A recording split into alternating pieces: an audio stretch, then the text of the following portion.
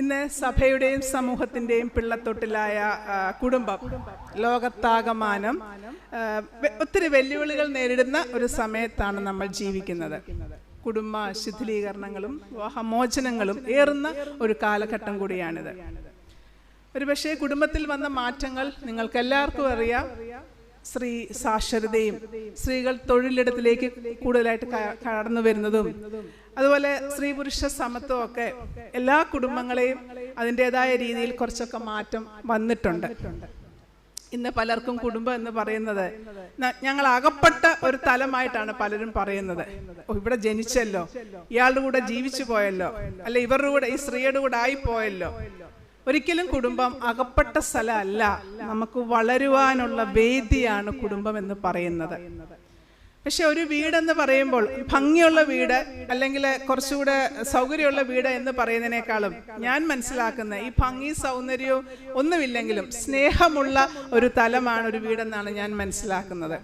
സ്നേഹം എന്ന് പറയുമ്പോൾ പരസ്പരം ബഹുമാനിക്കാനും പരിഗണിക്കാനും കാര്യങ്ങൾ തുറന്നു പറയുവാനും സ്നേഹം സ്വീകരിക്കുവാനും സ്നേഹം കൊടുക്കുവാനും ഒക്കെയുള്ള ഒരു സംവിധാനം നമ്മുടെ കുടുംബങ്ങളിൽ ഉണ്ടാകുമ്പോഴാണ് അത് സ്നേഹമുള്ള വീട് എന്ന് പറയാൻ സാധിക്കുന്നത്. ഒരു സന്തുഷ്ടമായിട്ടൊരു ജീവിതം മുൻപോട്ട് പോകണമെങ്കിൽ ഞാൻ പറയും, ഒന്നാമത്തെ ഒരു കാര്യം ക്വാളിറ്റി ടൈം. കുറച്ച് സമയം കുടുംബാംഗങ്ങൾ ഒന്ന് ചെലവഴിക്കാൻ ഇന്ന് എത്ര പേർക്ക് സാധിക്കുന്നു? 5 മിനിറ്റ് 10 മിനിറ്റ് മതി. ഒരുമിച്ചൊന്നിരുന്ന് അന്നത്തെ കാര്യങ്ങളൊക്കെ ഒന്ന് സംസാരിച്ച്, അവിടെ കുറ്റപ്പെടുത്തലുകളില്ല, അവിടെ താത്തിക്കെട്ടലുകളില്ല, എൻ്റെ അവകാശവാദങ്ങൾ അടിച്ചേൽപ്പിക്കൽ അവിടെ പാടില്ല. വളരെ ഓപ്പണായിട്ടൊന്ന് സംസാരിക്കുമ്പോൾ അതിൻ്റെ പ്രതിഫലം നമ്മൾ ഉദ്ദേശിക്കുന്നതിനേക്കാളും വളരെയധികമായിരിക്കുമെന്നുള്ളത് നിങ്ങൾ തിരിച്ചറിയുക. രണ്ടാമതൊന്ന് ഞാൻ എപ്പോഴും മനസ്സിലാക്കുന്ന ഒരു കാര്യം, ഈ കൗൺസിലിംഗ് രംഗത്ത് നിൽക്കുന്നത് കൊണ്ട് ഈ അടുത്ത ദിവസങ്ങൾ, ഇന്നലെ വൈകിട്ട് വന്ന് ഞാൻ മാവേലിക്കര എൻ്റെ വീട്ടിൽ പ്രാക്ടീസ് ചെയ്യുന്നുണ്ട്, വൈകിട്ട് വന്ന കേസുകളിലൊക്കെ പോലും ഞാൻ മനസ്സിലാക്കുന്നത് ഒരു സന്തുഷ്ട കുടുംബത്തിന് ഒരു വിവേകമുള്ള വ്യക്തിത്വങ്ങൾ അതിനകത്തുണ്ടായിരിക്കണം. എന്തുകൊണ്ട് ഒരുപാട് അറിവും വിദ്യാഭ്യാസമുണ്ട്, പക്ഷെ വിവേകത്തോട് പെരുമാറാൻ എന്തുകൊണ്ട് സാധിക്കുന്നില്ല? കഴിഞ്ഞ ദിവസം ഒരു കുട്ടി പറയാ, +1 അഡ്മിഷൻ എടുത്തപ്പം ഞാൻ പറഞ്ഞു എനിക്ക് സയൻസ് ഗ്രൂപ്പ് വേണ്ട, കാര്യം ആ കുട്ടിക്ക് അത് പഠിച്ചെടുക്കാൻ ബുദ്ധിമുട്ടുണ്ട് മാത്സ്. അപ്പം ഞാൻ ചോദിച്ചു, പിന്നെ ആരാണ് പറഞ്ഞത് ഇത് എടുക്കാന്? ഞാൻ പറഞ്ഞു അച്ഛനാണ് പറഞ്ഞത്. അച്ഛനോട് ചോദിച്ചപ്പം അച്ഛൻ പറഞ്ഞു അമ്മയാണ് പറഞ്ഞത്. അമ്മയോട് ചോദിച്ചപ്പോൾ സയൻസ് ഗ്രൂപ്പ് എടുത്താൽ ഇനിയും +2 കഴിഞ്ഞ് മറ്റെന്തിനും പോകാമല്ലോ.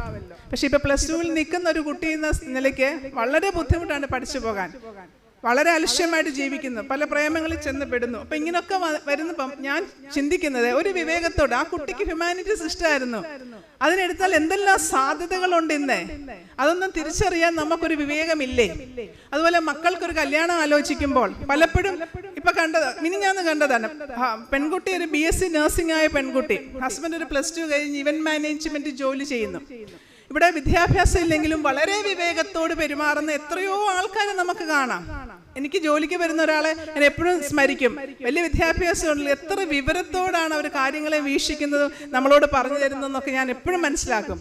ഇപ്പം ഈ പെങ്കൊച്ചു ഹെറ്റിക്കായിട്ടുള്ള ഹോസ്പിറ്റലിൽ ജോലി ചെയ്യുന്നു, അവരവിടുത്തെ സൂപ്രണ്ടാണ്, വളരെ ഹെറ്റിക്കാണ്. പക്ഷെങ്കിൽ വീട്ടിൽ വരുമ്പം ഈ ഹസ്ബൻഡ് യാതൊരു വിധത്തിലുള്ള റെസ്പോൺസിബിലിറ്റിയോ യാതൊരു വിധത്തിലുള്ള സഹായം ചെയ്തു കൊടുക്കാറില്ല. അപ്പം ഞാൻ ചോദിച്ചു, ഇത് ആലോചിച്ച് നടത്തിയ കല്യാണം അല്ലേ? ആന്ന്. അപ്പം ഞാൻ ചോദിച്ചു, നിങ്ങൾ ഇത്രയും BSc ഒരു പ്രൊഫഷനിൽ നിൽക്കുന്നു, അദ്ദേഹം +2 കഴിഞ്ഞ് ഇവന്റ് മാനേജ്മെന്റിന്റെ മോശമല്ല ഞാൻ പറയുന്നത്. അപ്പം നിങ്ങൾക്ക് അതും മതിയായിരുന്നോ? മിസ്സേ, വീട്ടുകാരാലോചിച്ചു, ഞാനൊന്നും പറഞ്ഞില്ല. അപ്പം ഞാനിവിടെ പറയുന്നത് ഈ 2 തട്ടിലാണ്. ഇവർ ഇടപെടുന്ന ജനവും ഇവരുടെ മുൻപോട്ടുള്ള പ്രയാണവും വളരെ വ്യത്യസ്തമാണ്. അദ്ദേഹത്തിൻ്റെ ജീവിതം എന്നുള്ള ഒരു ജോലി ഇല്ല, ഇവന്റ് മാനേജ്മെന്റ് എന്ന് പറയുമ്പോൾ വല്ലപ്പോഴും കിട്ടുന്ന ഒരു ജോലിയാണ്. പിന്നെ ബാക്കി ദിവസം വീട്ടിൽ വന്ന് കിടന്ന് ഉറങ്ങുകയാണ്. അപ്പം ഞാൻ നമ്മുടെ കുട്ടികളെയൊക്കെ ഒന്ന് കല്യാണം കഴിക്കുമ്പോൾ പോലും ഒരു വിവേകത്തോടെ അതിനെക്കുറിച്ചൊന്ന് മനസ്സിലാക്കാൻ നമുക്ക് സാധിക്കുന്നില്ലേ? അതേപോലെ മറ്റൊരു കാര്യം കാണുന്നത്, നമ്മുടെ കുഞ്ഞുങ്ങളെയൊക്കെ ഓസ്ട്രേലിയ, അമേരിക്ക, US പോയേക്കുക, UK പക്ഷെങ്കിൽ നമ്മളൊന്ന് ആലോചിക്കണം, അവിടെയൊക്കെ അവർ വളരെ സുഖത്തോടാണോ ജീവിക്കുന്നത്? നമ്മുടെ മക്കളെ നമ്മൾ എങ്ങനെയാണ് വളർത്തുന്നത്? അപ്പോൾ അപ്പം ഞാൻ ഓൺലൈനിലൊന്നും എനിക്ക് കൗൺസിലിംഗ് താല്പര്യമില്ല, നമുക്ക് നേരിട്ട് തന്നെ കാണണം. പക്ഷെ ചില അമ്മമാരുടെ നിർബന്ധം അല്ലെങ്കിൽ നമ്മളെ വിളിച്ച് മിസ്സേ അത്യാവശ്യം എന്നൊക്കെ പറയുമ്പോൾ ഒന്ന് കണ്ടുപോകുന്ന അപ്പൊക്കെ ഞാൻ ഓർക്കുന്നത്, ഈ മൊബൈലിനകത്ത് ഭാര്യ കാണാൻ മേലാത്ത അശ്ലീലങ്ങളും ഭർത്താവ് കാണാൻ മേലാത്ത അശ്ലീലങ്ങളൊക്കെ എന്തിനിട്ട് വെക്കുന്നു? ഒരു വിവേകമില്ലേ? ഇതൊക്കെ എപ്പോൾ വേണമെങ്കിലും പിടിക്കപ്പെടാവുന്ന തെളിവാണെന്നുള്ള ബോധ്യം പോലും ഇല്ലാതെ ഇതൊക്കെ കാണിച്ചു വെക്കുന്ന എന്താണെന്ന് എനിക്ക് മനസ്സിലാകുന്നില്ല. അവിടാണ് ഒരു കുടുംബത്തിന്റെ വിവേകം എന്ന് പറയുന്ന അടിസ്ഥാനപരമായ നിപുണത ഓരോരുത്തർക്കും ഉണ്ടായിരിക്കണം. ഒരു കുടുംബം വളരണമെങ്കിൽ നമ്മൾ ഒരു അച്ചടക്കത്തോടെ, പരസ്പര ധാരണയോടെ, പരസ്പര ആശ്രയത്തോടെ മുമ്പോട്ട് പോകുമ്പോഴാണ് ഒരു കുടുംബം വളരുന്നത്. അതുകൊണ്ട് വിവേകത്തോടെയും ഒരു ക്വാളിറ്റി ടൈമോടുകൂടിയും ഒരു സ്നേഹത്തോടുകൂടിയും ഒക്കെ പോകുമ്പോഴാണ് ഒരു കുടുംബത്തിൽ വളർച്ചയുണ്ടാകുന്നത്. നമ്മളൊരു പേരന്റിങ്ങിലേക്ക് വരുമ്പോൾ ഇന്ന് പ്രത്യേകിച്ച് ഇന്ത്യയിൽ 3 കാര്യങ്ങൾക്കാണ് ഏറ്റവും കൂടുതൽ പണം ചെലവഴിക്കുന്നത്. 3 ഗവേഷണങ്ങൾക്ക് വേണ്ടി.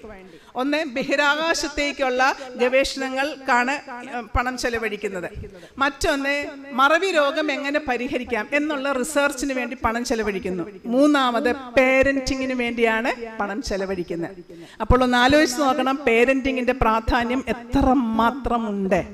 ശരിയായ ഒരു പേരന്റിങ് അല്ലെങ്കിൽ രാജ്യം പോലും നശിച്ചു പോകുന്നൊരു തലത്തിലേക്കാണ് നമ്മൾ നിൽക്കുന്നത്. ഒരു പേരന്റിങ്, ഇന്നത്തെ കുഞ്ഞുങ്ങൾ ഒരു ഡിജിറ്റൽ ലോകത്തിലേക്കാണ് കടന്നു വരുന്നത്. അവർ ജനിക്കുമ്പോഴേ ഫോൺ എൻ്റെ റിംഗ് ടോണും ഒക്കെ കണ്ടാണ് വരുന്നത്. ഞങ്ങൾ ജനിച്ച കാലഘട്ടം അതിന് മുമ്പിലുള്ളവരോ ഒന്നും ജനിച്ച കാലഘട്ടം പോലല്ല. അപ്പൊ ആ കുഞ്ഞുങ്ങളെ നയിക്കാൻ വേണ്ടിയ കഴിവും പ്രാപ്തിയും എത്രമാത്രം നമ്മൾക്കുണ്ട്. കുട്ടി നല്ല സ്കൂളിൽ വിട്ടെന്ന് ട്യൂഷന് വിട്ടെന്ന് പറഞ്ഞുകൊണ്ടാകുന്നില്ല. മാർക്കിനേക്കാളൊക്കെ ഉപരി കുഞ്ഞുങ്ങളുടെ മാനസിക ആരോഗ്യം, mental health is very much important എന്നുള്ള മനസ്സിലാക്കി എടുക്കണം. നമുക്ക് വിവരിക്കാൻ സമയമില്ലാത്തത് കൊണ്ട് ആദ്യത്തെ 10 വയസ്സെന്ന് പറയുന്നത് വളരെ നിർണായകമായ ദിവസങ്ങളും മാസങ്ങളും വർഷങ്ങളുമാണെന്ന് എത്ര പേരൻസിന് അറിയാം. ഏർലി ചൈൽഡ്ഹുഡും ലേറ്റ് ചൈൽഡ്ഹുഡും, ഏകദേശം ലേറ്റ് ചൈൽഡ്ഹുഡ് 10 വയസ്സിനുള്ളിൽ അവിടെ തീരുകയാണ്. ഈ 10 വയസ്സിനുള്ളിലാണ് ഒരു കുഞ്ഞ് ആചാരങ്ങളും അനുഷ്ഠാനങ്ങളും നിയമങ്ങളും സാമൂഹ്യ നിയമങ്ങളും കുടുംബത്തിനകത്തെ നിയമങ്ങളും ബന്ധങ്ങളും ഒരു സാമ്പത്തിക അച്ചടക്കങ്ങളും വിട്ടുവീഴ്ചകളും സ്നേഹിക്കാൻ പഠിക്കുന്നതും ഷെയർ ചെയ്യാൻ പഠിക്കുന്നതും സമയത്തിനുള്ളിൽ കാര്യങ്ങൾ ചെയ്യാൻ പഠിക്കുന്നതും ഒരു മൊബൈൽ എങ്ങനെ യൂസ് ചെയ്യാൻ പഠിക്കുന്നതും സഹോദര സ്നേഹം എന്താണെന്ന് പഠിക്കുന്നതൊക്കെ ഈ 10 വയസ്സിനുള്ളിലാണ്. കാര്യം അവര് എത്ര നമ്മൾ പറഞ്ഞു കൊടുത്താലും അവർക്ക് കേൾക്കാൻ മനസ്സിലാക്കാൻ താല്പര്യം. അതുപോലെ എക്സ്ട്രാ കരിക്കുലർ ആക്ടിവിറ്റീസ്, ഡാൻസ് ആയാലും പാട്ടായാലും കൊളാഷാണെങ്കിലും നീന്തലാണെങ്കിലും എല്ലാം സ്പോർട്സ് ആണെങ്കിലും പഠിപ്പിക്കാൻ ഏറ്റവും പറ്റിയ സമയം 10 വയസ്സിന് താഴെയാണ്. ഞാൻ ഇവിടെ ഇരിക്കുന്ന മോനെ ഏത് ക്ലാസ്സിലാ? ദേവലോകത്ത് പോയിട്ടുണ്ടോ? കൃഷ്ണന്റെ ആസ്ഥാനമായ ദേവലോകമല്ല, ഇന്ത്യൻ ഓർത്തഡോക്സ് സഭയുടെ ആസ്ഥാനമായ ദേവലോകത്ത് ഇവിടെ പോയിട്ടുണ്ട്. പോകാത്ത ആരെങ്കിലും ഉണ്ടോ? ഒന്ന് കൈപൊക്കിക്ക് ധൈര്യപൂർവ്വം. മോളെ ദേവലോകത്ത് പോയിട്ടുണ്ടോ? ഇല്ല. മോൾ എത്രയാ പഠിക്കുന്നേ? 9-ല് 7-ല്. 7-ലും 8-ലും 9-ലും ഒക്കെ ഇരിക്കുന്ന കുഞ്ഞുങ്ങള് ദേവലോകം കണ്ടിട്ടില്ല എന്ന് പറയുമ്പോൾ നമ്മുടെ പേരന്റിങ് എവിടെ നിൽക്കുന്നു? സൺഡേ സ്കൂൾ അധ്യാപകർ എവിടെ നിൽക്കുന്നു? ഇവിടുത്തെ കമ്മിറ്റി അംഗങ്ങൾ എവിടെ നിൽക്കുന്നു? അല്ലേ? നമ്മുടെ കുഞ്ഞുങ്ങളെല്ലാം വേറെ സഭയിലേക്ക് പോകുന്നു, മതം വിട്ടു പോകുന്നു, ആചാരം വിട്ടു പോകുന്നു, പള്ളി വരുന്നില്ല. എല്ലാം വലിയ വിഷമങ്ങളാണ്. അങ്ങനെയെങ്കിൽ 10 വയസ്സിന് മുമ്പ് ഇതൊക്കെ ഒന്നും കൊണ്ട് കാണിക്കണ്ടേ? എത്ര പ്രാവശ്യം വീഗാലാൻഡിൽ പോയി, എത്ര പ്രാവശ്യം അഴീക്ക ബീച്ചിൽ പോയി എന്നൊക്കെ ചോദിച്ചു കഴിഞ്ഞാൽ അവർ ഒരുപാട് പോയിട്ടുണ്ട്. അത് അവരുടെ കുഴപ്പമല്ലല്ലോ. ഇനി പഴയ ദേവലോകം കാണാത്തവരാൾ പഴയ സമയം കണ്ടിട്ടേ ഇല്ലായിരിക്കും. ആരാ ഇവിടെ പോകാത്തവരുണ്ട്? ഇവിടെ പോകാത്തവരുണ്ട്. ആ പോകാത്തവരുണ്ടെങ്കിൽ ആ സൺഡേ സ്കൂളിന്റെ കുഴപ്പമാണ്. പോകാത്തവരടുത്ത് കണ്ടുപിടിച്ച് പറഞ്ഞു വിടണം നമ്മളെ. മനസ്സിലായോ? പോകാത്തൊരു കുഞ്ഞുണ്ടെങ്കിൽ പേരൻസ് ഇത് മനസ്സിലാക്കണം. സൺഡേ സ്കൂൾ കുഞ്ഞുങ്ങൾ പോയിട്ടുണ്ടായിരിക്കും. ഈ അടുത്ത സമയത്ത് എല്ലാം പോയി ദേവലോകത്ത് പോയി. എന്നിട്ടും പോകാതിരുന്നിട്ടുണ്ടെങ്കിൽ തീർച്ചയായിട്ടും അവിടെ പോയിരിക്കണം. കാര്യം 10 വയസ്സിന് മുമ്പാണ് ഇതൊക്കെ നമുക്ക് കൊടുക്കാൻ പറ്റുന്നത്. ഇനിയും അപ്പന്റെ അമ്മയുടെ പേര് ചോദിച്ചാൽ കൃത്യമായിട്ട് അറിയാവോ? അമ്മയുടെ പേര് ചോദിച്ചാൽ കൃത്യമായിട്ട് അറിയാം. ബന്ധങ്ങൾ എവിടെ നിൽക്കുന്നു? കഴിഞ്ഞ ദിവസം ഒരു 10ാം ക്ലാസ്സുകാരനോട് എവിടെ പോയി 4 ദിവസം കണ്ടില്ലല്ലോ എന്ന് ചോദിച്ചപ്പോ അപ്പന്റെ പെങ്ങടെ കല്യാണത്തിന് പോയി. ഞാൻ ചോദിച്ചു അതെന്തോ ബന്ധം? അപ്പന്റെ പെങ്ങളെന്ന് പറഞ്ഞ ബന്ധം എന്താണ്? അപ്പന്റെ പെങ്ങടെ മകളാണെന്ന് പറയാൻ വന്നതാണ്, പക്ഷെ അപ്പന്റെ പെങ്ങളായിപ്പോയി. എന്തുകൊണ്ട്? സ്വന്തം പിതാവിന് എവിടെ ജോലിയും ചോദിച്ചാൽ കൃത്യം അറിയത്തില്ല. എന്തുകൊണ്ട്? നമ്മൾ വളർത്തുന്നതിന്റെ കുഴപ്പം തന്നെ, വേറെ ഒന്നുമല്ലാതെ. അതുകൊണ്ട് ബന്ധങ്ങൾ കൃത്യമായിട്ട് കുട്ടികൾ പഠിച്ചിരിക്കണം. ഈ 10 വയസ്സിനുള്ളിൽ കുടുംബത്തിനുള്ളിലെ സ്നേഹം, സാമൂഹ്യ സ്നേഹം, സാംസ്കാരിക സ്നേഹം, ഒരു രാജ്യത്തുള്ള സ്നേഹം മനസ്സിലാക്കിയ കുട്ടി ഒരു അനീതിക്കും പോകത്തില്ല. പഠനങ്ങൾ ഞാൻ പറയുന്ന അല്ല.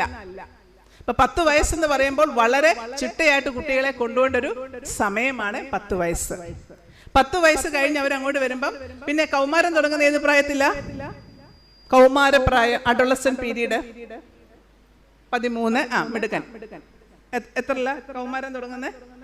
13. നമ്മൾ പറയുന്ന ടീനേജ് എന്ന് പറയുന്നത് 13, 14 വെച്ചാ നിങ്ങൾ പറയുന്നത്. പക്ഷെ അതല്ല, കൗമാരകാലം 10 വയസ്സ് തൊട്ട് 19 വയസ്സ് വരെ. ഇനി മറക്കല്ലേ, WHO വേൾഡ് ഹെൽത്ത് ഓർഗനൈസേഷൻ പറയുന്ന കണക്കാണ് 10 തൊട്ട് 19 വയസ്സ് വരെ. കൗമാര കാലഘട്ടത്തിൽ കയറുമ്പോൾ എത്ര കുട്ടികളോട് അവരുടെ ശാരീരികമായ, മാനസികമായ, സെക്ഷലായ കാര്യങ്ങളിലെ വ്യത്യാസം എത്ര മാതാപിതാക്കൾ കൃത്യമായിട്ട് കുഞ്ഞുങ്ങളോട് പറഞ്ഞു കൊടുത്തിട്ടുണ്ട്. ഇവിടെ ഇരിക്കുന്ന ചിലരുടെയെങ്കിലും മനസ്സിൽ കൂടെ പോകും, ഇതൊക്കെ ആര് പറഞ്ഞു തന്നിട്ടാ ഞങ്ങൾ വളർന്നേ? വളരെ ശരിയാ, നമ്മുടെ കാലഘട്ടത്തിൽ ആരും പറഞ്ഞു തന്നിട്ടില്ല, നമ്മൾ അങ്ങ് വളർന്നു പോന്നു. അതിൻ്റെതായ ചില പാകപ്പഴകളും അതിൻ്റെതായ കുറവുകളും ഇന്നും നമുക്കുണ്ട്. പക്ഷെ ഇന്നത്തെ കാലത്ത് ഒരു വിരൽത്തുമ്പിൽ ഇവർക്ക് എല്ലാ കാര്യങ്ങളും കിട്ടുകയാണ്. അങ്ങനെയെങ്കിൽ നിങ്ങൾ തീർച്ചയായിട്ടും കൃത്യമായിട്ട് ശാരീരിക മാറ്റം എന്താണെന്നും അവരുണ്ടെന്ന വൈകാരിക മാറ്റം, ശാരീരിക മാറ്റം എന്ന് പറയുമ്പം ഒരു ആൺകുട്ടിയെ സംബന്ധിച്ചും പെൺകുട്ടിയെ സംബന്ധിച്ചും കൃത്യമായിട്ട് അവരോട് കൃത്യതയോട് ഒരേപോലെ മാറ്റങ്ങൾ ഒരേ കാലഘട്ടത്തിൽ ഉണ്ടാകത്തില്ല. ഇപ്പം 7 പഠിക്കുന്ന ഒരാൾക്കൊരു മാറ്റം എന്നാൽ ചിലപ്പോൾ അടുത്തിരിക്കുന്ന കുട്ടിക്ക് ചിലപ്പോൾ കുറച്ചുകൂടെ കഴിഞ്ഞായിരിക്കും മാറ്റം വരുന്നത്. അപ്പം എന്നിരുന്നാലും തീർച്ചയായിട്ടും ഞാനൊക്കെ സ്കൂൾ തുറന്ന് 1ാം ക്ലാസ് തൊട്ട് 10ാം ക്ലാസ് വരെ 12ാം ക്ലാസ് വരെ എല്ലാ ക്ലാസ്സിലും കയറും. ജസ്റ്റ് ഒരു സെക്സ് എഡ്യൂക്കേഷൻ കൊടുക്കാനും ഈ മാറ്റങ്ങൾ ഓരോ ക്ലാസ്സിലും വേണ്ട നീഡ് അനുസരിച്ച് കൊടുത്തിരിക്കും. അപ്പം അത് കൃത്യം പറയുക. പിന്നെ മാനസിക മാറ്റം, കുട്ടികൾ ടെൻഷനും സ്ട്രെസ്സും പേടിയും ഭയവും ആകുലതകളും എക്സാം ടെൻഷനും. ഇന്നലെ ഒരു +1 കാരി വന്നു, ഇങ്ങനെ ടെൻഷനായിട്ടൊക്കെ വന്നു, അതിൻ്റെ കയ്യിലോട്ട് പിടിച്ചപ്പോൾ കൈ മുഴുവൻ സെറ്റ് ചെയ്യും, അങ്ങ് നനഞ്ഞ് നമ്മുടെ കൈയും കൂടെ കുതിരുക. ഞാൻ ചോദിച്ചു, ഇത്രയും നാളായിട്ട് എന്ത് ഈ കുട്ടി ആരെയും കാണിക്കാഞ്ഞ്? എനിക്ക് ഇങ്ങനെയൊക്കെ ഉണ്ട് അമ്മ പറയുന്നു. ഞാൻ ചോദിച്ചു, നിങ്ങൾക്ക് ഇങ്ങനെ ഉണ്ടെന്ന് പറഞ്ഞ് കുട്ടിയുടെ അവസ്ഥയും സെയിം തന്നെ ആകണമെന്നില്ല. കുട്ടിക്ക് അനുബന്ധമായിട്ട് ഇപ്പൊ ഡിപ്രഷന്റെ സിംറ്റം കൂടാണ് കാണിക്കുന്നത്. അപ്പൊ കുട്ടിയെ കാണിക്കണ്ടേ? അവിടെ ചേച്ചിക്കും ഉണ്ട് ഇങ്ങനെ പരീക്ഷ എഴുതുമ്പോ. ഞാൻ പറഞ്ഞു, നിങ്ങൾ അവർക്കുണ്ട് ഇവർക്കുണ്ടെന്ന് പറഞ്ഞിരിക്കാതെ ഈ കുട്ടിയുടെ അവസ്ഥ ഇത്രയും ഇന്റൻസ് ആയിട്ടാണ് ഈ കുട്ടി പറയുക, പേപ്പറൊക്കെ കുതിരുമെന്ന് പറയുന്നത് എഴുതുമ്പോ, എന്നിട്ട് പോലും ഒരു ഡോക്ടറെ കാണിക്കണമെന്ന് ഇവർക്ക് തോന്നിയിട്ടേ ഇല്ല. അപ്പൊ അങ്ങനെ കുട്ടികൾക്കുള്ള മാനസിക സംഘർഷങ്ങളൊക്കെ മനസ്സിലാക്കുകയും അവരോട് കൃത്യമായിട്ട് അത് പറഞ്ഞു കൊടുക്കുകയും ഒക്കെ ചെയ്യേണ്ട ഒരു സമയമാണിത്. അതുപോലെ സെക്ഷൽ ചേഞ്ച്, നമ്മൾ പെൺകുട്ടികളോടൊക്കെ അത്യാവശ്യം ആർത്തവമൊക്കെ പറഞ്ഞു കൊടുക്കും. പക്ഷെ ആൺകുട്ടികളോട് അവരുടെ സെക്ഷൽ സ്പൗട്ട്, അവരുടെ വ്യത്യാസം ആര് പറഞ്ഞു കൊടുക്കും? എവിടുന്ന് കിട്ടും ഇവർക്ക്? തെറ്റായ ധാരണയിൽ കൂടെ അല്ലേ ഇവർ പോകുന്നത്. അതുകൊണ്ട് കൃത്യമായിട്ട് ഇതൊക്കെ പറഞ്ഞു കൊടുക്കേണ്ട സമയമാണ്. അതുപോലെ നമ്മൾ ഒരു സാമൂഹ്യമായ ഒരു മച്യൂരിറ്റി കുട്ടികൾക്ക് വേണം. എല്ലാ കാര്യങ്ങളും ഇടപെടാനും, മരണ വീട്ടിലും മാമോദിസായ്ക്കും ഇവിടെയൊക്കെ ഒരു പൊതുവായ ഒരു ആഘോഷമുണ്ട്, അങ്ങനെ ഒക്കെ ഉള്ളിടത്തൊക്കെ കുട്ടികളെ കൊണ്ടുപോയാൽ സമൂഹമായിട്ട് ഇടപെട്ട് ആ ഉത്കണ്ഠ അവരിൽ നിന്ന് മാറത്തുള്ളൂ. സാമ്പത്തിക അച്ചടക്കം, ചോദിക്കുന്നെല്ലാം വാങ്ങിച്ചു കൊടുക്കുന്ന നല്ല പാരന്റിങ്. ചിലപ്പോൾ കൊടുക്കാൻ പറ്റത്തില്ല, ഇപ്പൊ ഇല്ല, നോ പറയേണ്ടടുത്ത് നോ പറയാൻ മാതാപിതാക്കൾ തയ്യാറാകണം. ഒരു കൊച്ചു കുടുക്കയൊക്കെ കൊടുത്തേ അവർക്ക്, അവരിത് സമ്പാദ്യശീലം ഉണ്ടാക്കട്ടെ. ഒരു 50 രൂപ കൊടുക്കുന്നു, ഓരോ ആഴ്ചയിലും നീ എന്തിനൊക്കെ ചെലവാക്കി ഒരു ബുക്കിൽ എഴുതി വെക്കാൻ പറ. അല്ലാതെ ഇപ്പോഴിവിടുന്നൊക്കെ ഓരോരുത്തർ തൃശ്ശൂരും കോഴിക്കോടും പോയി ഓർത്തഡോക്സ് ആത്മഹത്യ ചെയ്യുക. സാമ്പത്തിക അച്ചടക്കം ആര് പഠിപ്പിച്ചു? വളരെ ചെറുപ്പത്തിൽ അതൊക്കെ പഠിക്കേണ്ട കാര്യങ്ങളാണ് കുട്ടികളെ. ഇതൊന്നും ഇല്ലാതെ നമ്മൾ ഇങ്ങനെ കുട്ടികളെ വളർത്തുകയാണ്. അതുപോലെ തന്നെ അവരുടെ ബൗദ്ധികമായ വളർച്ച, ഇന്റലക്ച്വൽ ആയിട്ടുള്ള വളർച്ച, നല്ല പുസ്തകങ്ങൾ വായിക്കാനും നല്ല കാഴ്ചകൾ കാണാനും ഡിസ്കഷൻ നടത്താനും പലതരത്തിലുള്ള ആൾക്കാരുമായിട്ട് സംഗമിക്കാനും ഒക്കെയുള്ള അവസരം കൊടുക്കുമ്പോഴല്ലേ അവരുടെ ഇന്റലക്ച്വൽ ആയിട്ടുള്ള വളർച്ച ഉണ്ടാകുന്നത്. മുമ്പേ ഞാൻ പറഞ്ഞ പോലെ കണക്ഷൻസ്, ബന്ധങ്ങളും ബന്ധക്കാരും ഒക്കെ അവർക്ക് പറഞ്ഞു കൊടുക്കണം. മറ്റ് റിലീജിയസ് ആത്മീക വളർച്ച, കുറച്ച് പ്രാർത്ഥന പഠിക്കുന്നതും സൺഡേ സ്കൂളിൽ പഠിക്കുന്നതും മാത്രമല്ല. അവൻ മുസ്ലിമാണ്, അവൻ ക്രിസ്ത്യാനിയാണ്, ഹിന്ദു എന്ന് പറയുന്ന അല്ല ആത്മീയത. എവിടെ ഓരോരുത്തരെയും അവരോരോ നിലവാരത്തിൽ കാണാൻ, മനസ്സിലാക്കാൻ, ഉൾക്കൊള്ളാൻ ഉള്ള കൈൻഡ്നസ് ആണ് ആത്മീയത എന്ന് പറയുന്നത്. അപ്പൊ നമ്മുടെ കുഞ്ഞുങ്ങൾക്കൊക്കെ ഇത് വളർത്തിക്കൊണ്ട് വരണ്ടേ? നീ അവർ ലോകത്തിന്റെ നെറുകയിലൊക്കെ പോകുമ്പോൾ, വിവിധതരം ആൾക്കാരുമായിട്ട് സംസാരിക്കുമ്പോൾ, പരിചയപ്പെടുമ്പോൾ ഡെലിക്കസി ഇല്ലാതെ മുൻപോട്ട് പോകണമെങ്കിൽ ഇതൊക്കെ അവർക്ക് പറഞ്ഞു കൊടുക്കണ്ടേ നമ്മള്? അതുപോലെ ഇവിടെ ഇരിക്കുന്ന എത്ര കുഞ്ഞുങ്ങളെ അനാഥ മന്ദിരം കണ്ടിട്ടുണ്ട്? ഓർഫനേജ് നിങ്ങളുടെ സമപ്രായക്കാരുള്ളവരുടെയൊക്കെ ഓർഫനേജ് പോയിട്ടുണ്ടോ? ഏത് ഓർഫനേജിലാണ് പോയേ? ഓർഫനേജ് കണ്ടിട്ടുണ്ടോ? ഇല്ലെങ്കിൽ തീർച്ചയായിട്ടും കൊണ്ടുപോയിരിക്കണം. നമ്മുടെ ഭാഗ്യസ്മരണായ ഉസ്താദ് സിരിമേനിയുടെ ഒരു ഓർഫനേജ് ഹരിപ്പാട്ടുണ്ട്, മിഷൻ സെന്ററിലുണ്ട്. ഞാൻ എല്ലാ വർഷവും എൻ്റെ മകൻ എൻ്റെ കൂടെ നിന്ന് അത്രയും വർഷം ബർത്ത്ഡേക്ക് അവിടെ കുഞ്ഞിനെയും കൊണ്ട് ഞാൻ പോകുമായിരുന്നു. കാര്യം നമ്മൾ കരുണയും ആർദ്രയും ഒന്നും പറഞ്ഞിട്ട് കാര്യമില്ല, അവിടെ ചെന്ന് കാണണം. ഒരിക്കൽ ഞങ്ങൾ ചെല്ലുമ്പോൾ വൈകിട്ടാണ് അവിടെ നമ്മൾ ഭക്ഷണം കൊണ്ട് പോകുന്നത്. മിക്കവാറും സ്കൂൾസിൽ പോകുന്ന കുട്ടികളായിരിക്കും. അപ്പോൾ വൈകിട്ട് ചെല്ലുമ്പോൾ വൈകിട്ട് ചെന്നപ്പോൾ ആഞ്ഞിലി ചക്ക പഴുത്തതായിരുന്നു അവർക്കൊന്ന് വൈകിട്ട്. ഞാൻ കുറച്ച് വർഷം മുമ്പുള്ള കാര്യമാണ് പറയുന്നത്. അപ്പം നമ്മുടെ വണ്ടി കണ്ടപ്പോഴത്തേക്കിന് അവർ ഓടി ആ പാത്രത്തിലെ ആഞ്ഞിലി ചക്ക വേസ്റ്റ് ബക്കറ്റിൽ ഇടുക.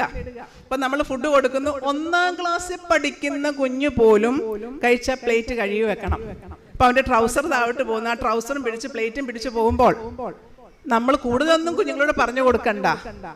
ഒരച്ഛൻ്റെയും അമ്മയുടെയും വില എന്താണെന്നും ഒരു ഫുഡിന്റെ വില എന്താണെന്നും അവരോര് ഏത് നിലയിൽ നിൽക്കുന്നതൊക്കെ ഒരു തിരിച്ചറിവ് കിട്ടാനൊക്കെ ഈ 10 വയസ്സ് വളരെ അത്യാവശ്യമാണ്. നീ 10 വയസ്സ് കൊണ്ടുപോയില്ല, ഇനിയായാലൊന്നും കൊണ്ട് കാണിക്കണം.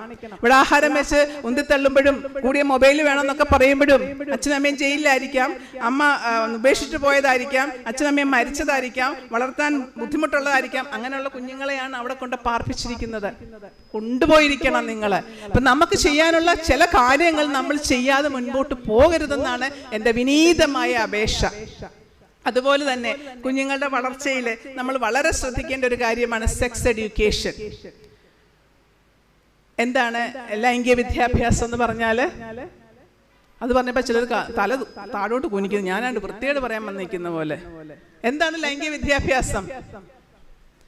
കുട്ടിയുടെ പ്രായത്തിനും നമ്മുടെ സംസ്കാരത്തിനും അനുയോജ്യമായ വിധത്തിൽ ലൈംഗികതയെക്കുറിച്ച് കുഞ്ഞുങ്ങൾക്ക് പകർന്നു കൊടുക്കുന്നതാണ് ലൈംഗിക വിദ്യാഭ്യാസം. യുനെസ്കോയുടെ ഡെഫിനിഷനാ, എൻ്റെ ഡെഫിനിഷൻ അല്ല. അങ്ങനെയെങ്കിൽ ഏത് പ്രായത്തിൽ ലൈംഗിക വിദ്യാഭ്യാസം കൊടുക്കണം? ഏത് പ്രായത്തിൽ കൊടുക്കണം? അമ്മമാരൊന്ന് പറഞ്ഞേ, ഏത് പ്രായത്തിൽ കൊടുക്കണം? +2-ലോ?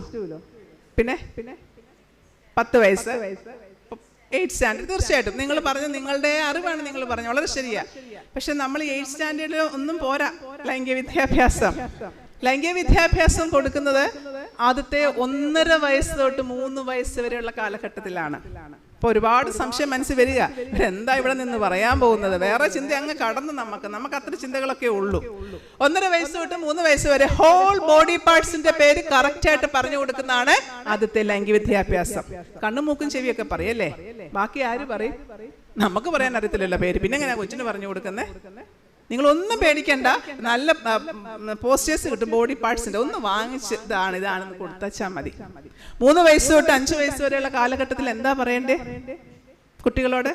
പേഴ്സണൽ സ്പേസ്, ശരീരത്തിന്റെ സ്വകാര്യ ഭാഗങ്ങൾ ഏതൊക്കെയാണ്? പ്രത്യേകിച്ച് lips, front part of the body, urine pass ചെയ്യുന്നതും കൊച്ചു പിള്ളേർക്ക് അങ്ങനെ പറയണം. ബട്ടക്സ് ഒരുത്തർക്കും തൊടാൻ റൈറ്റ് ഇല്ല. നിങ്ങൾക്കും മറ്റൊരാളുടെ പേഴ്സണൽ സ്പാട്ട് തൊടാൻ റൈറ്റ് ഇല്ല. ഈ അടുത്ത സമയത്ത് കഴിഞ്ഞ ആഴ്ച വന്ന 11ാം ക്ലാസ്സുകാരനാണ്. ഒരു ബോർഡിങ്ങിലാണ് താമസിപ്പിച്ചിരിക്കുന്നത്. അച്ഛനും അമ്മയും സെപ്പറേറ്റഡ് ആണ്. കൗൺസിലിങ്ങിന് കൊണ്ടുവന്നതാണ്. ആ സ്കൂളിൽ കുറച്ച് ബുദ്ധിമുട്ടായിട്ട്, അവിടുത്തെ ഒരു അച്ഛൻ ഉള്ള സ്കൂളാണ്, അവരെ വിട്ടേക്കുന്നതാണ്. സംസാരിച്ച് വന്നപ്പോൾ അമ്മയുടെ ആങ്ങളുടെ ഭാര്യ, ഏതായാലും 28 വയസ്സുള്ള ആ സ്ത്രീക്ക് ഇത്രയും കാരുണ്യം ഉണ്ടല്ലോ ഈ സ്വന്തം ഭർത്താവിൻ്റെ പെങ്ങടെ മോനെയും കൊണ്ട് വരാൻ.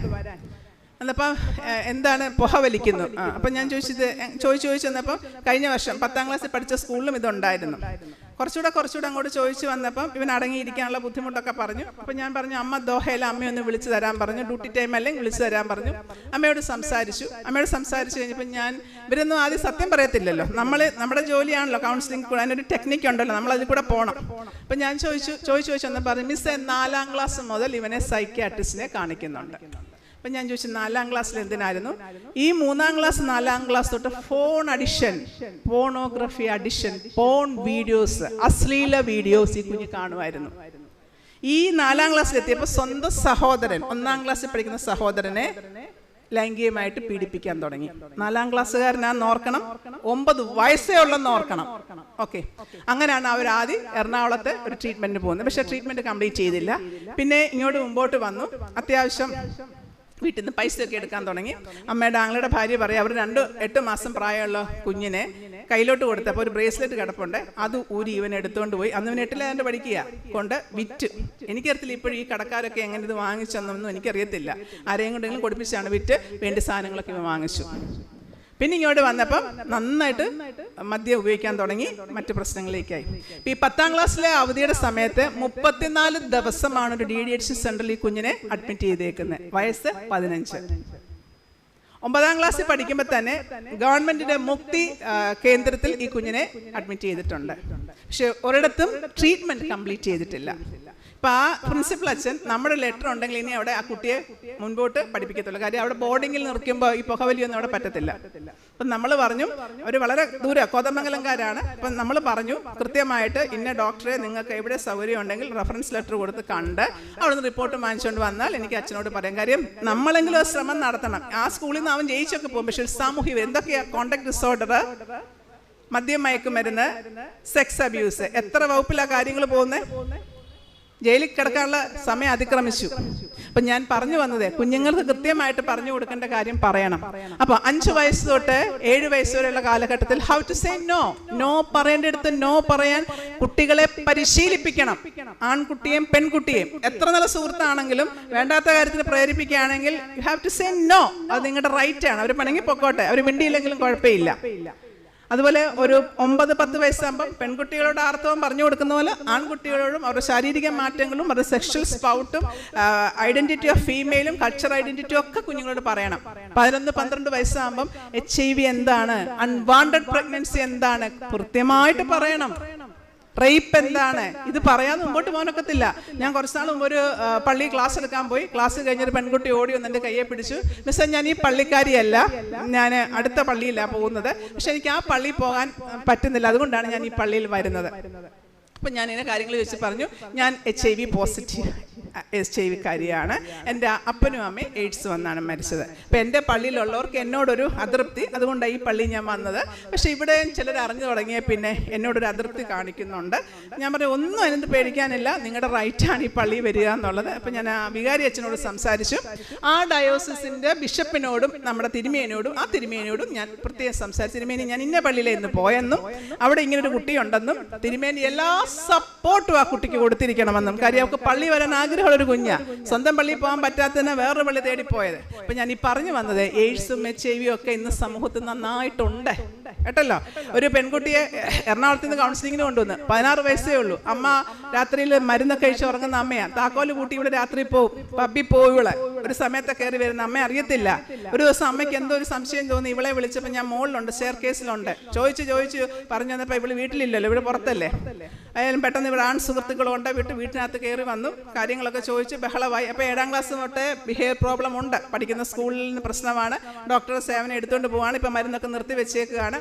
അപ്പം ഇങ്ങനെ പലരുടെ കൂടാണ് ഇവള് സെക്ഷൽ റിലേഷന് പോകുന്നത്. അപ്പം ഞാനിങ്ങനെ ചോദിച്ചു ഞാൻ പറഞ്ഞു, ഇങ്ങനെ പോകുന്നതിൻ്റെ ആപത്തൊക്കെ അറിയാമല്ലോ.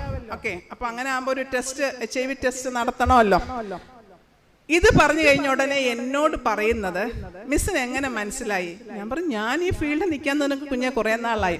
മിസ്സേ, ഞാൻ 3 ആഴ്ച മുമ്പ് പോയി HIV ടെസ്റ്റ് നടത്തി. ഇങ്ങനെ ഇരിക്കുന്നു. 16-17 വയസ്സുള്ള പെൺകുട്ടി പറഞ്ഞതാണ്. അപ്പം നമ്മുടെ കുട്ടികളെ സസൂക്ഷ്മം നിരീക്ഷിക്കുക എന്നും പറഞ്ഞ് അവരുടെ പുറകെ നടന്ന് അലട്ടാനല്ല. അവരുടെ കൂട്ടുകാരാരാണ്, കൂട്ടുകാരെ അറിഞ്ഞിരിക്കണം. അവരുടെ സംസാര രീതി, കുഞ്ഞുങ്ങളുടെ സംസാര രീതി എന്താണ്, കുഞ്ഞുങ്ങളുടെ പ്രവർത്തനം എന്താണ്, ചിന്ത എങ്ങാണ്, പ്രതികരണം എന്താണ്, ഭക്ഷണ രീതി എന്താണ്, അവൻ ഓരോന്നിനോട് റിയാക്ട് ചെയ്യുന്ന രീതി എന്താ, കൃത്യമായിട്ട് മനസ്സിലാക്കിയിരിക്കണം. മറന്നു പോകല്ലേ. പലതിൻ്റെയും പുറകെ നമ്മളെ അടുത്ത വീട്ടിൽ ആരും വന്നെന്നും വേറെ എവിടെ എന്തെല്ലാം സംഭവിക്കുന്നു നോക്കാൻ പോകും. പക്ഷെ കുഞ്ഞുങ്ങളുടെ കാര്യം വളരെ സൂക്ഷ്മം ശ്രദ്ധിക്കുകയും സ്കൂളുമായിട്ട് നല്ലൊരു ബന്ധം പുലർത്തുകയും ചെയ്തിരിക്കണം. ഇനി പഠന വൈകല്യമുള്ള കുഞ്ഞുങ്ങളുണ്ട്. കാര്യം അവർക്ക് ബുദ്ധി നല്ല നിലവാരമാണ്, പക്ഷേങ്കിൽ 90-110 ബുദ്ധിയുണ്ട്, പക്ഷെ എഴുതാനും വായിക്കാനും ചിലപ്പോൾ മാത്തമാറ്റിക്സ് ഒക്കെ പ്രയാസമായിരിക്കും. അത് നമ്മുടെ നാഡീവ്യൂഹത്തിൽ, പ്രത്യേകിച്ച് ലെഫ്റ്റ് സൈഡിലെ ബ്രെയിനിലെ നാഡീവ്യൂഹത്തിൽ വരുന്ന ചില പ്രശ്നങ്ങളാണ്. അത് തിരിച്ചറിഞ്ഞ് വേണ്ടി സഹായം കൊടുക്കണം. ഇനി നമ്മുടെ സ്കൂളിലും സൺഡേ സ്കൂളിലും ഒക്കെ 80-90 ഇടയ്ക്ക് ബുദ്ധി ഉള്ള കുട്ടികളുണ്ട്. അവരെ സ്ലോ ലേണേഴ്സ് എന്ന് പറയും. അവർക്ക് പെട്ടെന്ന് അങ്ങോട്ട് പഠിച്ചെടുക്കാനും മറ്റുള്ളവർ അത്രയും കയറി വരാൻ പറ്റത്തില്ല. നമ്മളുടെയൊക്കെ ഒരു സഹായം, സപ്പോർട്ടുണ്ട്. കുറച്ചുകൂടെയൊക്കെ അവർ ചെയ്തു വരും. അവരെ ഇങ്ങനെ സൺഡേ സ്കൂളിൽ റെഡ് മാർക്ക് ഇട്ട് വരയ്ക്കുകയൊന്നും ചെയ്യരുത്. ടീച്ചേഴ്സിന് സത്യം പറഞ്ഞാൽ ഇതിൻ്റെയൊക്കെ ട്രെയിനിങ് വളരെ അത്യാവശ്യമുള്ളൊരു കാര്യമാണ്. ഇനി നമ്മുടെയൊക്കെ കൂട്ടത്തിൽ 70-80 ഇടയ്ക്ക് ഐക്യമുള്ള കുഞ്ഞുങ്ങളുണ്ട്. അവർ ബോർഡർ ലൈൻ എന്ന് പറയും. അവർക്ക് വളരെ പ്രയാസം പഠിച്ചെടുക്കാൻ. അവർക്കൊക്കെ നമുക്ക് SLC പരീക്ഷയൊക്കെ എഴുതാൻ അവർക്കൊക്കെ കൂടുതൽ സമയമൊക്കെ കൊടുത്ത് നമ്മൾ എഴുതുന്ന അങ്ങനെയുള്ള കുഞ്ഞുങ്ങളാണ്. അപ്പോൾ ഇവർക്കൊക്കെ മറ്റെന്തെങ്കിലും മേഖലയിൽ നല്ല കഴിവുകൾ കാണും. ആ കഴിവുകളെ നമ്മൾ വളർത്തിക്കൊണ്ട് പോവുകയാണ് നമുക്ക് ചെയ്യേണ്ടത്. പഠിച്ച് തന്നെ ഇവർക്ക് കയറാൻ പറ്റത്തില്ല. അവർ നല്ല ഹോട്ടൽ ഇത് ചെയ്യാൻ, നല്ല ഷെഫായിട്ടോ അല്ലെങ്കിൽ നല്ല ക്രാഫ്റ്റ് മാനായിട്ടോ ഒക്കെ അവർക്ക് നല്ല കഴിവുകൾ, ആ ഏരിയയിലൊക്കെ അവരെ പരിപോഷിപ്പിക്കണം, നമ്മൾ മനസ്സിലാക്കണം. പിന്നെ പ്രത്യേകിച്ച് മറ്റൊരു വിഭാഗം എന്ന് പറഞ്ഞാൽ അടങ്ങിയിരിക്കാൻ പറ്റത്തില്ല, ശ്രദ്ധ കേന്ദ്രീകരിക്കാൻ പിരിപിരിപ്പ് ഭയങ്കരമായിരിക്കും. അപ്പം ഇന്നലെ 2ാം ക്ലാസ്സിൽ പഠിക്കുന്ന ഒരു കുട്ടിയായിട്ട് വന്നു. അമ്മ രണ്ടുപേര് വന്നു. ഇതിൽ അമ്മ ഏതാ എനിക്ക് മനസ്സിലായില്ല. അപ്പം ഞാൻ ചോദിച്ചു അമ്മ ഏതാ ചോദിച്ചപ്പം ഇവർ രണ്ടുപേരും അമ്മയല്ല, ഒരാൾ അമ്മൂമ്മയാണ്, ഒരാൾ ഈ അമ്മൂമ്മയുടെ ആങ്ങളുടെ ഭാര്യ, രണ്ടുപേരും യങ്ങായിട്ടുള്ള രണ്ടുപേർ. അപ്പം ഞാൻ ചോദിച്ചു കുട്ടിയുടെ അമ്മ എന്ത്? ഇപ്പം സെക്കൻഡ് ഡെലിവറി കഴിഞ്ഞ് ഇപ്പോൾ 40 ദിവസമേ ആയിട്ടുള്ളെന്ന് പറയും. ഞാൻ ചോദിച്ചു ഇപ്പം എന്താ ഈ കുഞ്ഞിനെ കൊണ്ടുവന്നേ? മിസ്സേ എന്ത് പറഞ്ഞാലും ഭയങ്കര ദേഷ്യ, ഈ 2-3 ദിവസം കൊണ്ട് ഞാൻ വീട്ടിൽ നിന്ന് ഇറങ്ങി പോവാണെന്ന് പറഞ്ഞ് ബാഗെല്ലാം അടുക്കുക, നിങ്ങൾ എന്നെ തിരക്കണ്ട. 7 വയസ്സുള്ള 2ാം ക്ലാസ്സുകാരി. അപ്പം ഇവരിപ്പോൾ കൊണ്ടുവരാൻ കാര്യം ഇതിൻ്റെ അമ്മയുടെ അച്ഛൻ കുറച്ച് നാൾ മുമ്പ് സൂസൈഡ് ചെയ്തു, അമ്മയുടെ അനിയത്തി ഈ അടുത്ത സമയത്ത് സൂസൈഡ് ചെയ്തു. ഈ അമ്മയുടെ അച്ഛൻ്റെ വീട്ടിൽ അത് കഴിഞ്ഞ് വേറെ 2 സൂസൈഡ് പാറ്റേണും കൂടെ ഉണ്ടായി. അപ്പോൾ ഒരു ഹെറിഡിറ്ററി ഒരു ജനറ്റിക് ഫാക്ടർ ഒക്കെ അവിടെ കിടപ്പുണ്ട്. അപ്പം ഇനി ഇത് അന്ന് അവർക്ക് അറിയത്തില്ലായിരുന്നു അവരുടെ സ്വന്തം മോളെ ഒരു ഡോക്ടറെ കാണിക്കണമെന്ന്. അപ്പം ഇനി എന്തെങ്കിലും ഈ കൊച്ചുമോൾക്ക് ഉണ്ടാകുന്ന വിചാരിച്ച് പാവം അവരോടി വന്നേക്കുന്നതാണ്. അതിബുദ്ധിമതിയായ ഒരു കുട്ടി. നമുക്ക് ക്യാമറ ഒക്കെ റോഡിലേ ഉള്ളു, നമ്മുടെ വീട്ടിലെ ക്യാമറയൊക്കെ ശക്തിയുള്ള 2 കണ്ണുകളുള്ള സാധനങ്ങൾ ഇതുങ്ങളൊക്കെ. അതുകൊണ്ട് വളരെ സൂക്ഷിച്ച് വേണം ഇതുങ്ങളൊക്കെ ഇടപെടാനും സംസാരിക്കാനും വല്ലതൊക്കെ പറയാനെന്നൊക്കെ ഓർത്തോണം. അത്ര ഇന്റലിജൻസ് ആണ് ഈ കുഞ്ഞുങ്ങൾ. അപ്പം ഈ കുഞ്ഞിൻ്റെ ഈ വർത്തമാനവും കാര്യങ്ങളൊക്കെ വന്നാണ് അവർ വന്നപ്പോൾ അവരോട് കൃത്യം എന്ത് ചെയ്യണം എങ്ങനെയാണെന്നൊക്കെ കാര്യങ്ങളൊക്കെ അവരെ പറഞ്ഞു വിട്ട് അവരെ ആശ്വസിപ്പിച്ച് വിട്ടു. ഇപ്പം ഞാൻ പറഞ്ഞു വന്നത് ഈ കൊച്ചു കുഞ്ഞുങ്ങളാണെങ്കിൽ പോലും നമ്മൾ ശ്രദ്ധിക്കണം, അത് വളരുമ്പം മാറും. അവിടെ അപ്പൻ ഇങ്ങനെ ആയിരുന്നു, അവിടെ അമ്മ ഇങ്ങനെ ആയിരുന്നു പറയരുത്. വളരുമ്പോൾ കൂടുതൽ കോംപ്ലിക്കേഷനിലേക്ക് പോവുകയാണ്. ഞാനിപ്പോൾ മുമ്പേ പറഞ്ഞല്ലോ UK കേസ്. ആ കേസിനകത്തും വളരെ ഇൻട്രോവേർട്ടാണ് ആ പയ്യൻ. ഇപ്പം ഞാൻ ചോദിച്ചു പ്രീമാറ്റിൽ എടുത്തില്ലേ? ആ പ്രീമാറ്റിലൊക്കെ എടുത്തു മിസ്സേ. പക്ഷേങ്കിൽ ഈവൻ ഞാൻ ചോദിച്ചു എന്താ ഇപ്പം ഫാമിലി പ്രശ്നം? ഞാൻ 4 സമയം കൊടുത്തു. ഇയാൾ വിളിക്കുന്നത് താമസിച്ച, ഡ്യൂട്ടിക്ക് പോയിട്ട് താമസിച്ചാൽ വന്ന് കിടന്നതെന്ന് എന്നോട് പറയുന്നു. അപ്പം ഞാൻ ചോദിച്ചു എന്താണ്? ഞാൻ ഇച്ചിരി തെറ്റുകളൊക്കെ ചെയ്യും. ഞാൻ ചോദിച്ചു എന്താ ഇച്ചിരി തെറ്റുകൾ? ഞാൻ പറഞ്ഞു മിസ്സേ ഞാൻ വേറെ ചാറ്റിങ്ങും ഒരു ഫ്ലോട്ടിങ്ങും ഒക്കെ നടത്തി, പക്ഷെ എൻ്റെ ഭാര്യയ്ക്ക് ഇപ്പം എന്നെ വിശ്വാസമില്ല. ഞാൻ ചോദിച്ചേടോ ഒരു ദാമ്പത്യത്തിൽ ഏറ്റവും കൂടുതൽ വേണ്ടത് എന്താണ്? ട്രസ്റ്റാണ്. അതിപ്പോൾ ആ സ്ത്രീക്ക് പോയിരിക്കുകയാണ്. അതെന്താ നിങ്ങൾ മനസ്സിലാക്കാത്ത? എന്താ? ഉടനെ എന്നോട് പറഞ്ഞു മിസ്സേ ഇങ്ങനെയൊക്കെ അബദ്ധം വന്നുപോയി. അത് ഞാൻ ഭാര്യയോടും ഓൺലൈനിലാണ് ഞാൻ സംസാരിച്ചു, വീഡിയോ കോളിൽ. അപ്പോൾ ഭാര്യയും പറഞ്ഞു ഞങ്ങൾ ഇഷ്ടപ്പെട്ട് കെട്ടിയവരാ മിസ്സേ, പക്ഷെ അന്നും എനിക്ക് ഇദ്ദേഹത്തിൻ്റെ സ്വഭാവം മനസ്സിലാക്കാൻ പറ്റിയില്ല. ഇപ്പം നമുക്കറിയാമല്ലോ അവിടുത്തെയൊക്കെ ഡ്യൂട്ടി പാറ്റേൺ. കുഞ്ഞുള്ളതുകൊണ്ട് ഒരാൾ നൈറ്റ് ഷിഫ്റ്റിൽ പോകും, ഒരാൾ ഡേ ഷിഫ്റ്റിൽ പോകും. ഞാൻ ഡേ കഴിഞ്ഞ് വരുമ്പം ഇദ്ദേഹം കഥ തുറക്കാതെ കിടക്കുകയാണ്. ഞാൻ എത്ര നോക്കി ചെയ്ത് തുറക്കുന്നില്ല, കുഞ്ഞിൻ്റെ ശബ്ദം കേൾക്കാം. ഞാൻ സ്പെയർ കീ ഇട്ട് തുറന്നകത്ത് കയറിയപ്പോൾ കുഞ്ഞ് പ്രാഥമികമായിട്ട് എല്ലാം കാണിച്ച് അവിടെ എല്ലാം വെച്ചിരിക്കുന്നു. മിസ്സേ ഇയാൾ ഭയങ്കരമായിട്ട് ഉറങ്ങുകയാണോ എന്താണെന്ന് എനിക്കറിയാം. ഞാൻ വിളിക്കാൻ പോലും പോയില്ല. അതിനടുത്ത് തന്നെ സിസ്റ്റർ താമസിക്കുന്നുണ്ട്. സിസ്റ്ററിനെയാണ് വിളിച്ചുകൊണ്ട് ഞാൻ ഫോണിൽ വിളിച്ച് അവർ വരികയായിരുന്നു. ഇയാൾ ചത്ത് കിടക്കുകയാണെങ്കിൽ എനിക്കൊന്നുമില്ല മിസ്സേ, ഞാൻ അത്രയും ഫെഡപ്പായി. ഈ പെൺകുട്ടി 33 വയസ്സുള്ള പെൺകുട്ടി പറഞ്ഞതാണ് ഇന്നലെ എന്നോട്. അപ്പം ഞാൻ പറഞ്ഞു വരുന്നത്, ഞാൻ അമ്മമാരോട് പ്രത്യേകം പറയുക, ആ മക്കളെയും പെൺമക്കളെയും ഒരുപോലൊന്ന് വളർത്തണം കേട്ടോ. ഇനിയുള്ള കാലത്ത് ഇങ്ങനെയൊക്കെ എല്ലാവരും വിദേശത്തേക്ക് പോകും, അല്ലെങ്കിൽ നാട്ടിലായിരിക്കാം. ഒരു അത്യാവശ്യം ഒരു കുക്കിംഗ് ചെയ്യാനും ഒരു കുഞ്ഞിനെ ടേക്ക് കെയർ ചെയ്യും, സ്വന്തം സഹോദരി ടേക്ക് കെയർ ചെയ്യാൻ പഠിപ്പിക്കുക. മനസ്സിലായോ? അത്യാവശ്യം വാഷ് ചെയ്യാനൊക്കെ പഠിപ്പിച്ചില്ലെങ്കിൽ വളരെ ബുദ്ധിമുട്ട് വരും ഈ അമ്മമാർക്കൊരു. എന്നിട്ട് കൗൺസിലറെ തിരക്കി വിടുക. ഇപ്പം അവൾ ഇട്ടിട്ട് പോകുന്ന അമ്മയ്ക്കറിയാം. അതുകൊണ്ടാണ് മോനെയും കൊണ്ട് കൗൺസിലറെ വിളിപ്പിച്ച് ഒത്തൊരുമയ്ക്ക് അമ്മ വന്നേക്കുന്നത്. അതുകൊണ്ട് അമ്മമാർ ശ്രദ്ധിക്കേണ്ട കാര്യങ്ങൾ ശ്രദ്ധിച്ചേ മതിയാവുള്ളൂ. അതുപോലെ അമ്മായിയമ്മമാരോട് ഞാൻ പറയുക, പെമ്മക്കട മക്കളെ ഒരു തരത്തിൽ കാണുക, ആ മക്കളുടെ മക്കളെ ഒരു തരത്തിൽ കാണുക. നിങ്ങൾക്കൊക്കെ എന്താണെന്ന് എനിക്ക് മനസ്സിലാകുന്നില്ല. എന്തെല്ലാം അനുഭവങ്ങൾ ഓരോ കുഞ്ഞുങ്ങൾ വന്ന് പറയുന്നത്. എല്ലാ മക്കളെയൊക്കെ ഒരുപോലെ ഒന്ന് കാണുക, പാത്ത് അവർക്ക് വല്ലതും കൊടുക്കുക. ഇതൊക്കെ ഇവരുടെ മനസ്സിൽ കൂടുതൽ പ്രശ്നങ്ങൾ ഉണ്ടാക്കും. അതുകൊണ്ട് തീർച്ചയായിട്ടും കൃത്യമായിട്ടും ഒരേപോലെ കാണാനും അവരെ ഒരേപോലെ പരിചയം. ചിലപ്പോൾ ചില കുഞ്ഞുങ്ങളെ ചിലതിൻ്റെയൊക്കെ പേര് നമുക്ക് ഇഷ്ടം കൂടുതൽ കാണും, പക്ഷെ അത് പ്രകടമായിട്ട് മറ്റുള്ള കുഞ്ഞുങ്ങളുടെ മുമ്പിൽ വെച്ച് കാണുമ്പോൾ നിങ്ങളൊക്കെ മരിച്ചു പോകും. കുറേ നാൾ കഴിയുമ്പോൾ വലിയമ്മച്ചൻ്റെ സ്വഭാവം ഇതായിരുന്നു, വലിയപ്പച്ചൻ ഇങ്ങനായിരുന്നു, എന്തെങ്കിലും കൗൺസിലിംഗ് വരുമ്പോൾ ഇതെല്ലാം അവർ നമ്മളോട് പറയും. അതുകൊണ്ട് മക്കളെ ഒക്കെ ഒരുപോലെ കാണാൻ ശ്രമിക്കുക. നമ്മുടെ ആൺമക്കായാലും പെൺമക്കായാലും എന്തെങ്കിലും കുറവുണ്ടെങ്കിൽ അതിനെ പരിഹരിക്കാനുള്ള എല്ലാ മാർഗങ്ങളും, പ്രത്യേകിച്ച് ഈ മെന്റൽ ഹെൽത്തിൽ എല്ലാ മാർഗങ്ങളും ഉണ്ട്. മറച്ചു വെക്കുകയും മൂടി വെക്കുകയും ചെയ്യരുത്. അതുപോലെ ഇന്നലെ വന്ന വേറെ കുറിച്ച് പറയാം, ട്വിൻസാ, 3 വയസ്സേ ഉള്ളൂ. അമ്മായിയമ്മയ്ക്ക് സർവത്ര കുറ്റം. ഈ പെങ്കൊച്ച് ഫുഡ് കൊടുക്കുന്ന കുഴപ്പം, ഡ്രസ്സ് ഇടിക്കുന്ന കുഴപ്പം, പിന്നെ കുഞ്ഞുങ്ങളെ കളിപ്പിക്കുന്ന രീതി, ഇങ്ങനെ ക്രിട്ടിസൈസ് ചെയ്യാൻ നമ്മൾ ഇരിക്കരുത്. കാര്യം നിങ്ങൾ ഒരു കാലഘട്ടത്തെ ഇങ്ങനെ ഒന്ന് കയറി വന്ന മരുമകളാണ്, പിന്നാണ് നിങ്ങൾ അമ്മായിയമ്മ ആയിരിക്കുന്നത്. ഇപ്പം വരുന്ന ഒരു കുട്ടിയുടെ സാഹചര്യങ്ങളും അവർ വളർന്ന ചുറ്റുപാടുകളും അവർക്ക് കിട്ടിയ പേരൻറ്റിങ് ഒക്കെ വളരെ വ്യത്യാസമാണ്. ഈ ഒരു തിരിച്ചറിവില്ലെങ്കിൽ വളരെ സങ്കടപ്പെടേണ്ടി വരും. അങ്ങനത്തെ കാര്യങ്ങൾ മനസ്സിലാക്കുക. ഇനി അതിനോടുകൂടി അടുത്ത ഭാഗത്തിലേക്ക് വന്ന് ഞാൻ നിർത്തുകയാണ്. സെക്സ് എഡ്യൂക്കേഷൻ കൃത്യമായിട്ട് പറഞ്ഞു. ഇനി നമുക്ക് വേണ്ടത് ചൈൽഡ് സെക്സ് അബ്യൂസ് എന്താണ് എന്നുള്ളതാണ്. ഒരു മുതിർന്ന വ്യക്തിയുടെ ഭാഗത്ത് നിന്ന് ലൈംഗിക ലക്ഷ്യത്തോടെ കുട്ടികളുടെ നേർക്ക് നടക്കുന്ന എന്തു കാര്യവും ബാലലൈംഗിക ചൂഷണമാണ്. നിയമപ്രകാരം 18 വയസ്സിന് താഴെയുള്ള കുഞ്ഞുങ്ങളുടെ നേർക്ക്. നമ്മൾ ഈ അടുത്ത സമയത്തൊക്കെ പോസ്കോ കേസ് കണ്ടില്ലേ? 62 വർഷം ജയിൽവാസം അല്ലേ, ഇത്ര ലക്ഷം രൂപ കൊടുക്കണം. ഭയങ്കരമാണ് ഈ പോസ്കോ കേസുകൾ. അതുകൊണ്ട് വളരെ ശ്രദ്ധിക്കുക. ഈ സെക്സ് എഡ്യൂക്കേഷൻ കിട്ടിയ ഒരു കുട്ടി ഇങ്ങനത്തെ കാര്യത്തിലേക്ക് പോകാൻ ചാൻസ് വളരെ കുറവാണ്.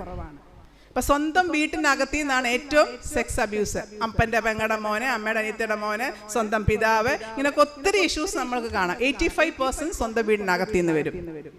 ഒരു 10% ഒക്കെ ഉള്ളൂ നമ്മൾ നെയ്ബേഴ്സ്, 5% ഉള്ളൂ സ്ട്രേഞ്ചേഴ്സ്. ഇതിൻ്റെ ഒരു സ്റ്റാറ്റിക്സ് ഇങ്ങനെയാണ് പോകുന്നത്. ഇനി ഒരു കാര്യം മനസ്സിലാക്കണം, പെൺകുട്ടികൾക്ക് മാത്രമല്ല ലൈംഗിക ചൂഷണം, ആൺകുട്ടികൾക്കും ഇവിടെ പെൺകുട്ടികളെക്കാൾ 5-6% കൂടുതലാണ് ആൺകുട്ടികൾക്ക്. അത് പുറത്തേക്ക് വരുന്നില്ലെന്ന് മാത്രമേ ഉള്ളൂ. കൗൺസിലിങ്ങിലൊക്കെ കൃത്യമായിട്ട് നമുക്കറിയാം.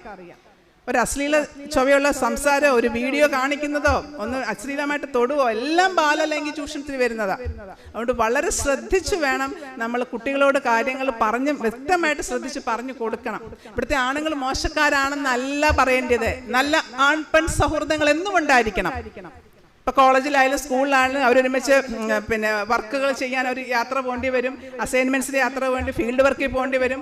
നല്ല സൗഹൃദങ്ങൾ എന്നും. B decent and keep A distance. ആ ഡിസ്റ്റൻസ് എവിടെ ആയിരിക്കണം. ഇന്നലെ ഒരു 12 ക്ലാസ്സുകാരനെ വിളിച്ചു, പെണ്ണിൻ്റെ തോളെ കൂടെ കൈയിട്ട് പോന്നു. നിങ്ങൾ ചോദിക്കും തോളെ കൈയിടുന്നതിന് കുഴപ്പം എന്താ? നമ്മളോട് ചോദിക്കുന്നതാ. ഈ സ്കൂൾ യൂണിഫോമിൽ ഇത് പറ്റത്തില്ല. ഓക്കെ, ക്ലാസ് ഇരുന്ന് ചെവിക്ക് പിടിക്കുക. അത് അവൾ അനുവാദം കൊടുത്തിട്ടല്ലേ. നോ പറഞ്ഞാൽ അവൻ തൊടത്തില്ല. പക്ഷേ നോ പറയാൻ നിൽക്കണ്ട. ഒരുത്തരുടെ മേൽ അങ്ങനെ ചെല്ലാൻ നമുക്ക് റൈറ്റും ഇല്ല. ഇന്ന് ഈ മൊബൈൽ സംവിധാനങ്ങളൊക്കെ കൊണ്ട് എല്ലാം റെക്കോർഡിങ്, ക്ലാസ്സിൽ പോലും റെക്കോർഡിങ്ങാ. ഇനി നമ്മൾ എന്തെങ്കിലും ഈ പെൺകുട്ടിയായിട്ട് ചാറ്റ് ചെയ്ത് പോയി, കുറച്ച് നാൾ കഴിഞ്ഞു, ഈ ആൺകുട്ടി വേറെ പഠിക്കാൻ പോയി, അല്ലെ വേറൊരിടത്തോട്ട് പോയി, അല്ലെ അവന് നല്ലൊരു പെൺകുട്ടിയെ സ്നേഹിച്ചു. ഈ പെൺകുട്ടി ഒരു ബോർഡർ ലൈൻ എന്ന് പറയും, അതായത് ഇമോഷൻസ് ഭയങ്കര അൺസ്റ്റേബിൾ ആയ പെൺകുട്ടിയാണ്. തൻ്റെ മുൻ കാമുകൻ വേറൊരുത്തിയെ സ്നേഹിച്ചു, അല്ലെ വേറെ ഒരുത്തിയുടെ കൂടെ നടക്കുന്നത് കണ്ടാൽ ഇവൾ ചിലപ്പം 11ാം ക്ലാസ്സിൽ പഠിക്കുമ്പോഴായിരിക്കും ഇവനെ സ്നേഹിച്ചത്. ഇപ്പം അവനൊരു 10-21 വയസ്സായി കാണും, ഇവക്ക് അത്രയായി കാണും. പക്ഷെ അപ്പം വേണേലും അവൾക്ക് നിയമപരമായിട്ട് പണ്ടത്തെ കാര്യത്തിന് റിവെഞ്ച് ആയിട്ട് കേസ് കൊടുക്കാം. ഇതൊക്കെ ഒന്ന് തലേ ബോധ്യവും ആൺകുട്ടികളോട് ഞാൻ പറയും, ഇതൊക്കെ ഒരു ബോധ്യവും ഒന്ന് വേണമെന്ന്. അതുകൊണ്ട് ദേഹത്ത് തൊട്ടുള്ള ഒരു കാര്യത്തിനും ഒരു അശ്ലീലം അയക്കാനും നമ്മൾ പോകാതിരിക്കുക. ഈ ഒരു കൗമാരപ്രായം ഒരുപാട് സെക്ഷൽ തോട്ടിൻ്റെ ഒരു പ്രായമാണ്. അതിന് നല്ല നല്ല കളികളും നല്ല നല്ല വായകളും നല്ല NCC പോലുള്ള കാര്യങ്ങളും അല്ലെങ്കിൽ റെഡ് ക്രോസിൻ്റെ കാര്യങ്ങളിലും നല്ല സന്നദ്ധ സംഘടനകളിലും ഒക്കെ കുട്ടികളെ ആക്റ്റീവായിട്ട് വിടുക. കൃഷിയുടെ കാര്യമായിരിക്കുക, 2 മുയലിനെ വാങ്ങിച്ചു കൊടുക്കുക, ഒരു കുഞ്ഞാട്ടുംകുട്ടിയെ വാങ്ങിച്ചു കൊടുക്കുക.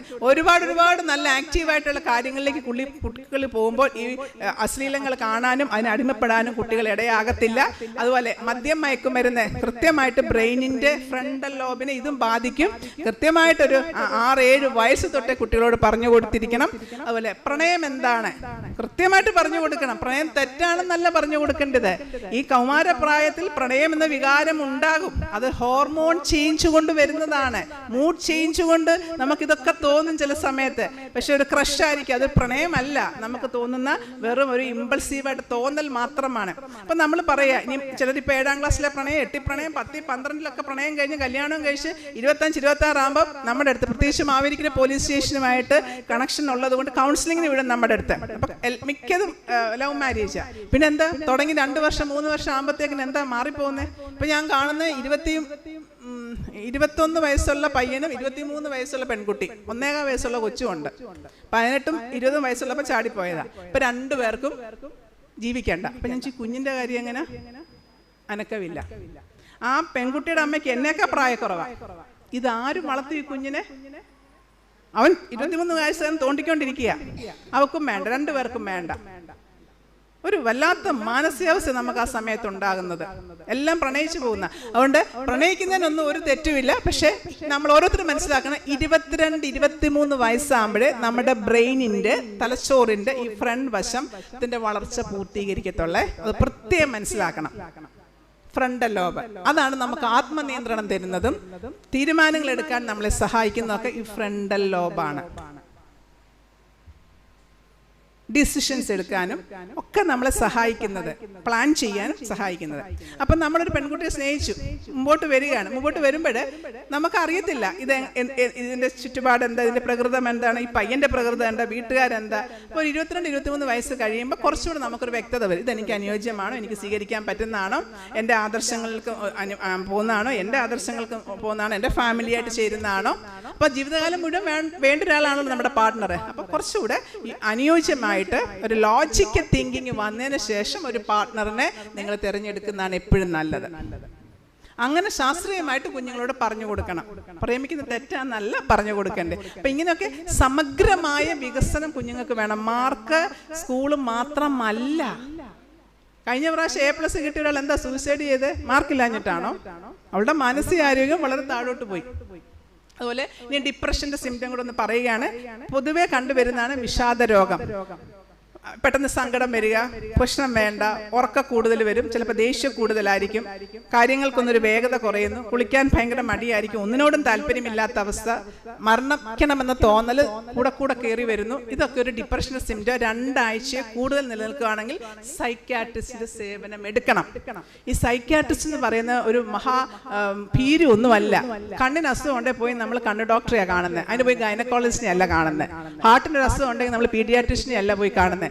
അതുകൊണ്ട് ഈ ബ്രെയിനകത്ത് ചില കെമിക്കലിൽ വരുന്ന ഇൻബാലൻസ് ആണ് ഈ മാനസിക ബുദ്ധിമുട്ട് വരുന്നത്. അതിനൊക്കെ വിദഗ്ധമായ സേവനമുണ്ട്. ഞാനൊക്കെ 2ാം ക്ലാസ്സിൽ പഠിക്കുന്ന കൊച്ചിനെ പോലും ചിലപ്പോൾ വിടും. കാര്യം ക്ലാസ്സിൽ പെരുപെരുപ്പ് അമ്മ ഏതെങ്കിലും പറയുമ്പോൾ ഷോളിട്ട് ഹാങ് ചെയ്യാൻ കയറുക, അത് അവൻ്റെ ഇമ്പൾസിവിറ്റിയാണ്. അതിനെ കുറയ്ക്കണം, ഇല്ലെങ്കിൽ കുട്ടി നമുക്ക് നഷ്ടപ്പെട്ടു പോകും. അതുകൊണ്ട് ഇങ്ങനെയുള്ളൊരു അവെയർനെസ് പൊതുവേ നമുക്ക് എല്ലാ കാര്യങ്ങളിലും ഉണ്ടായിരിക്കണം. അതാണ് ഇന്നത്തെ ക്ലാസ് കൊണ്ട് ഞാൻ ഉദ്ദേശിക്കുന്നത്. വളരെ കുറച്ച് സമയം നമുക്ക് കിട്ടുന്നുള്ളൂ. അതുകൊണ്ട് ഞാൻ നിർത്തുകയാണ്. വർഷത്തിൽ ഒരു ക്ലാസ് ഇതുപോലൊരു കൗൺസിലിംഗ് ആരെയും കൊണ്ടെങ്കിലും എല്ലാ വർഷവും നിങ്ങൾ എടുപ്പിച്ചിരിക്കണം. ഞാൻ എല്ലാ പള്ളിയിലും അത് പറയും. എന്നും മത്തായി ശ്ലീഹ പറയും, തോമാസ് ശ്ലീഹ പറയും, എല്ലാം പറഞ്ഞുകൊണ്ടിരിക്കും. പക്ഷേ ഇങ്ങനത്തെ ഒരു അവയർനെസ് അച്ഛന്മാർ മാറി വരും. പക്ഷെങ്കിൽ ഇവിടെ ഉള്ള ആൾക്കാർ എല്ലാ വർഷത്തിലും ഒരു ക്ലാസ് എടുത്ത് നമുക്കൊരു അവയർനെസ് കിട്ടിയിരിക്കണം. ഇപ്പോൾ ഒത്തിരി കാര്യങ്ങൾ കുറഞ്ഞ സമയം കൊണ്ട്, ഇങ്ങനെ സമയത്തല്ല, കുറച്ചൊരു സമയം എടുത്ത് വേണം നമുക്കിത് പറയാനായിട്ട്. പക്ഷേ വേറൊരു കാര്യം, കൈമുത്തുന്നതിന് മുമ്പ് പറഞ്ഞില്ലെങ്കിൽ ആൾക്കാരെ കിട്ടത്തില്ല. പ്രായമുള്ളവരോടും പറയാം, നിങ്ങൾ സഭയുടെ സമൂഹത്തിൻ്റെ അസറ്റാണ്. മക്കളും മരുമക്കളും നോക്കിയില്ലെന്ന് പറഞ്ഞ് സങ്കടപ്പെട്ടിരിക്കേണ്ട കാര്യമില്ല. നിങ്ങൾക്ക് ഇനിയും അവസരങ്ങൾ പഠിക്കാനും സൗഹൃദങ്ങൾക്കും നിങ്ങളുടെ പഴയ കാര്യങ്ങളെക്കുറിച്ച് സംസാരിക്കാനും നിങ്ങൾക്ക് കൃഷി ചെയ്യാനും കൊച്ചുമക്കളെ നല്ലതായിട്ട് ട്രീറ്റ് ചെയ്യാനും ഒക്കെ നിങ്ങൾക്ക് സാഹചര്യങ്ങളുണ്ട്. അതുകൊണ്ട് മക്കൾക്കും മരുമക്കൾക്കും ഒക്കെ അവരുടെ കാര്യങ്ങൾ, അവരുടെ മക്കളുടെ കാര്യങ്ങൾ ഇന്നത്തെ ലോകത്തിൻ്റെ കിടപ്പതാ. അതുകൊണ്ട് നിങ്ങൾ നിങ്ങളുടെ ഈക്വൽ ഏജ് ഗ്രൂപ്പിനോട് സന്തോഷം പങ്കുവെക്കുകയും 10 വയസ്സുള്ള മോനോട് പോയി കാലുവേദനയാണെന്ന് പറഞ്ഞാൽ അവന് മനസ്സിലാകത്തില്ല. അല്ലെ അപ്പച്ചൻ ഇവിടുന്ന് കരുനാപ്പള്ളി നടന്നു പോയാൽ പറയാം അപ്പച്ചൻ ദരിദ്രവാസിയായിരുന്നു എന്ന് ചോദിക്കും. ഇന്ന് കുട്ടി വീട്ടിൻ്റെ വാതിക്ക് ബസ്സേ കയറി സ്കൂളിലോട്ട് ഇറങ്ങുന്നത്, അല്ലെങ്കിൽ കാറേ കയറിയാ പോകുന്നത്. അവിടെ അവരോട് ചെന്ന് പരമ്പരാണം പറയരുത്. ഈക്വൽ ഏജ് ഗ്രൂപ്പിനോട് പറയുകയും സന്തോഷിക്കുകയും നിങ്ങളുടെ എൻ്റെ ജീവിതം കഴിയാറായെന്നൊന്നും ചിന്തിക്കേണ്ട, അതൊക്കെ നമ്പരാൻ കൊണ്ടുപോയിക്കോളൂ എപ്പോഴാന്ന് വെച്ചാൽ. പക്ഷേ ലാസ്റ്റ് വരെയും ഒരു ഇൻറ്റഗ്രിറ്റിയോടുകൂടി മറ്റുള്ളവരുടെ വേദനയിൽ പങ്കെടുത്തും സഹായിച്ചും ഒക്കെ പ്രായമുള്ളവരും ഒരു നല്ല ഐശ്വര്യത്തോട് മുമ്പോട്ട് പോവുക. കുഞ്ഞുങ്ങളെയും ഒരു ഇൻറ്റഗ്രലായിട്ട് ഒരു ഡെവലപ്മെൻറ്റ് വേണം. സാമൂഹിക സാംസ്കാരികമായിട്ടും ആത്മീയമായിട്ടും അവരുടെ ഭക്ഷണകാര്യം കൃത്യം ശ്രദ്ധിക്കണം. മൊബൈൽ എത്ര സമയം കൊടുക്കുന്ന കൃത്യസമയത്ത് കൊടുക്കുക, കൃത്യസമയത്ത് വാങ്ങിക്കുക. അശ്ലീലങ്ങൾ നിങ്ങളുടെ മൊബൈലിൽ കിടന്നിട്ട് കുട്ടികൾ കാണുന്ന ഒരുപാട് സന്ദർഭങ്ങളുണ്ട്. ഇതൊക്കെ നമ്മൾ ശ്രദ്ധിക്കണം. കുഞ്ഞുങ്ങളോടും പറയുക, നിങ്ങളുടെ മാതാപിതാക്കളാണ് നിങ്ങളുടെ ഏറ്റവും വിലപ്പെട്ട അമൂല്യ സ്വത്ത്. അവർ മാത്രമാണ് നമ്മളുടെ എല്ലാ വേദനയിലും നമ്മളിവിടെ നിൽക്കുന്നത്. ഇന്നലെ കണ്ടവരൊന്നുമല്ല. നിങ്ങളെ അധ്വാനിച്ച് പ്രയാസപ്പെട്ട് തന്നെയാണ് അവർ സ്കൂളിലും കോളേജിലും ഹയർ സ്റ്റഡീസിനൊക്കെ വിടുന്നത്. മറക്കരുത്. നിങ്ങൾക്കൊരു ദൗത്യം തന്നിട്ടുണ്ട്. അത് കൃത്യമായിട്ട് അച്ചടക്കത്തോടെയും പരസ്പര ബഹുമാനത്തോടെയും ഹാർഡ് വർക്കോടുകൂടിയും ഒക്കെ മുമ്പോട്ട് പോകുമ്പം നിങ്ങൾക്കൊക്കെ നല്ല പാത്തിലെത്താൻ പറ്റും. അതിന് ദൈവം തമ്പുരാൻ നിങ്ങളെ ഓരോരുത്തരെ ഇടയാക്കട്ടെ. ഞാൻ എഴുതിയ ഒരു പുസ്തകമാണ് നാം അറിയുക നമ്മെ അറിയുക. DC ബുക്കാണ് പബ്ലിഷ് ചെയ്ത്. ബഹുമാനപ്പെട്ട അച്ഛൻ പുതിയ പള്ളി ഇരിക്കുന്ന സമയത്തായിരുന്നു ഇതിൻ്റെ ഒരു പബ്ലിക്കേഷൻ, അതിൻ്റെ പുസ്തക പ്രകാശനമൊക്കെ നടന്ന്. ഞാൻ കുറച്ച് ബുക്ക് കൊണ്ടുവന്നിട്ടുണ്ട്. 220 രൂപ ആർക്കെങ്കിലും വാങ്ങിക്കാം. ബഹുമാനപ്പെട്ട അച്ഛനുള്ള നന്ദി ഞാൻ പറയുകയാണ്. അച്ഛൻ ഭദ്രാസന സെക്രട്ടറി ആയിരുന്ന സമയത്ത് ഞാൻ പ്രീമാറ്റിലെടുക്കാൻ അരമനെ ചെന്നുള്ള പരിചയമാണ്. പക്ഷേ അതിൽ കൂടുതൽ എനിക്ക് അച്ഛനോട്ട് പരിചയം ഞങ്ങളുടെ വികാരിയായിട്ട് പുതിയ പള്ളിയിൽ വന്നപ്പോഴാണ്. ഒരു 1800 വീട്ടുകാരുള്ള പള്ളിയാണ്, നിങ്ങൾക്കറിയാം. ആദ്യത്തെ ഒരു വർഷത്തിന് ഉള്ളിൽ തന്നെ ഇത്രയും വീടും അച്ഛനും ജോയ്സ് അച്ഛനും കൂടെ സന്ദർശിച്ചു എന്നുള്ളതാണ് ഞങ്ങളെ ഏറ്റവും വലിയൊരു ആനന്ദകരമായ. ഓരോരുത്തരും കാണുമ്പോൾ ഞങ്ങളുടെ ചർച്ച ചെയ്ത ഇതിനു മുമ്പ് ഇങ്ങനെ അച്ഛന്മാർ വന്നിട്ടില്ല. അച്ഛൻ എല്ലായിടത്തും ഓടി വന്നു. എപ്പോഴും അച്ഛൻ പറയും, എന്തെങ്കിലും ആവശ്യമുണ്ട് നിങ്ങൾ പറയണം. വീട്ടിലേക്ക് ഓടി വരാൻ അവർ സന്നദ്ധരായിരുന്നു. അങ്ങനെ നിങ്ങൾക്ക് നല്ലൊരു വികാരിയച്ഛനെയാണ് കിട്ടിയിരിക്കുന്നത്. തീർച്ചയായിട്ടും ഞങ്ങളെപ്പോലൊക്കെ ഉള്ളവരെ ഇങ്ങനെ കുറച്ച് അച്ഛന്മാർ, അവരുടെ ബുദ്ധിയാണ് ഞാനിവിടെ നിൽക്കുന്നത്, അല്ലെ എൻ്റെ മിടുക്കല്ല. ഇങ്ങനെ പ്രയോജനപ്പെടുത്തണമെന്നുള്ള അറിവ് അവർക്കുള്ളത് കൊണ്ടാണ് ഇവിടെ ഞാൻ നിൽക്കുന്നത്. ഞാൻ നിങ്ങളുടെ കമ്മിറ്റിയുടെ സപ്പോർട്ടും ഉണ്ടായിരുന്നു. അപ്പോൾ ഇങ്ങനെയുള്ള അച്ഛന്മാരെയൊക്കെ നിങ്ങൾ നന്നായിട്ട് അവരുടെ സേവനം ഉപയോഗിക്കുക. എല്ലാവർക്കും ഒരിക്കൽ കൂടി പെരുന്നാളിൻ്റെ എല്ലാ ആശംസകളും തരികയാണ്. നന്നായിട്ട് മുമ്പോട്ട് പോട്ടെ. യൂത്തിനോടും പ്രത്യേകം ഞാൻ പറയുകയാണ്, ഹാർഡ് വർക്കോട് കൂടി പോവുക, തെറ്റിലേക്ക് പോകാതിരിക്കാൻ വളരെ ശ്രദ്ധിക്കുക. ഒരുപാട് ഫോണും മറ്റു പ്രശ്നങ്ങളുള്ള കാലത്താണ്, ഒരുപാട് ട്രാപ്പിൽ പെടുന്നൊരു കാലത്താണ്. അതുകൊണ്ട് ഒരു കൊച്ചു ജോലിയായാലും കിട്ടില്ല, ആദ്യം അതിൽ കയറുക. 5000 ആണ് കയറുക. അവിടെ നിന്നാണ് നമ്മൾ പടിപടിയായിട്ട് മുമ്പോട്ട് പോകുന്നത്. ആദ്യം 50,000 കിട്ടണമെന്ന് വിചാരിക്കല്ലേ. അങ്ങനെ എല്ലാവരും സന്തോഷത്തോട്ട് പോവുക. വല്ലപ്പോഴൊക്കെ അപ്പനും അമ്മയും ഉമ്മയൊക്കെ തരുമോ നിങ്ങൾക്ക്? ഭർത്താവിനൊന്നും കൊടുക്കത്തില്ല, ഇനി അന്ന് പിള്ളേർക്ക് കൊടുക്കുന്നല്ലേ. വല്ലപ്പോഴും ഒക്കെ പിള്ളേർക്ക് ഒരു ഉമ്മയൊക്കെ കൊടുത്ത്, ചിലർക്ക് അത് ഇഷ്ടമില്ല കേട്ടോ കുഞ്ഞുങ്ങൾക്ക്, അങ്ങനെ ഉണ്ടെങ്കിൽ അവരുടെ കയ്യിൽ പിടിച്ചാൽ മതി. ഓക്കെ, അവർക്ക് ആത്മവിശ്വാസം കൊടുക്കുക. അവർ ഇമ്പോർട്ടൻ്റ് ആണെന്നും നല്ല കാര്യങ്ങൾ പറയുക. തെറ്റ് പറയുമ്പോൾ തെറ്റിനെ മാത്രം സൂചിപ്പിക്കുക. പാസ്റ്റിനെ കുറിച്ച് ദാമ്പത്യത്തിലും പറയല്, കുഞ്ഞുങ്ങളോടും പറയല്ലേ. ഓക്കെ, അവർക്ക് ആത്മവിശ്വാസം അതാണ് വേണ്ടത്. ഇന്നത്തെ കുഞ്ഞുങ്ങൾക്ക് ആത്മവിശ്വാസം ഇല്ലാതെ പോകുന്നു. അതാണ് ഇത്രയും പ്രശ്നങ്ങൾ വരുന്നത്. ആത്മവിശ്വാസം ഉള്ളതിന് നല്ല സ്കില്ല്. ഒരു ചുറ്റിയ എടുത്ത് ഒരു ആണി അടിക്കാൻ എത്ര എണ്ണത്തിന് അറിയാം? ഒരു കാറ്റ് ഒരു സൈക്കിളിന്റെ പമ്പ് ചെയ്യാൻ എത്ര പേർക്ക് ഇപ്പം അറിയാം? ഒരു ഫുഡ് ഉണ്ടാക്കാൻ എത്ര എണ്ണത്തിന് അറിയാം? പക്ഷെ ഇതെല്ലാം സ്കില്ലും പഠിപ്പിച്ച് വേണം ആൺകുട്ടിയും പെൺകുട്ടിയും ഇനിയുള്ള കാലം വിടാൻ. ഓക്കെ, അതിന് നിങ്ങൾക്ക് ഓരോരുത്തർക്ക് ഇടയാകട്ടെ. സമയം കൂടുതലെടുത്തെങ്കിൽ ക്ഷമിക്കുക. എവിടെ വെച്ചെങ്കിലും കണ്ടാൽ വന്ന് സംസാരിക്കുക. Thank you very much.